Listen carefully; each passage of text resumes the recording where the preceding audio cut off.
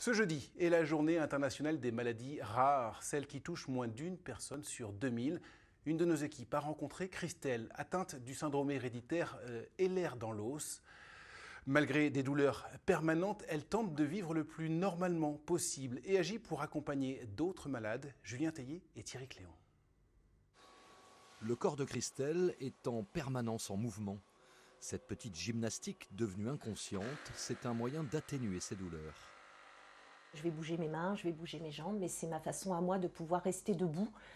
Mais ça fatigue forcément. Si par exemple je suis 10 minutes où je suis obligée de rester sans bouger, à un moment donné je vais voir des étoiles, au risque de tomber dans les pommes.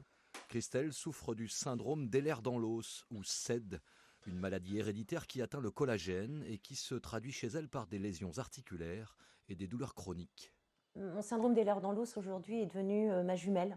Je vis avec, elle vit avec moi. Voilà, on doit s'accorder.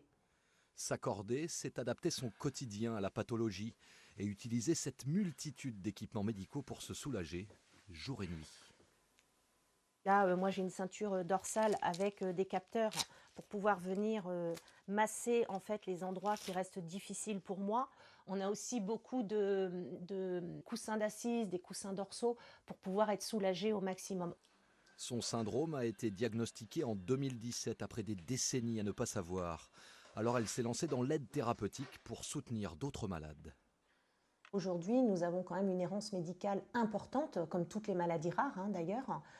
Donc malheureusement, les professionnels de santé ne sont pas formés à notre pathologie, et ce qui fait que bien souvent, on nous répond « c'est dans votre tête ».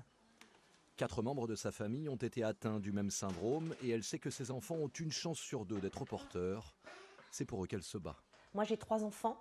Et j'ai à cœur que si un jour ils déclarent la pathologie, eh bien qu'ils n'aient pas tout ce parcours du combattant à vivre comme moi j'ai pu le vivre.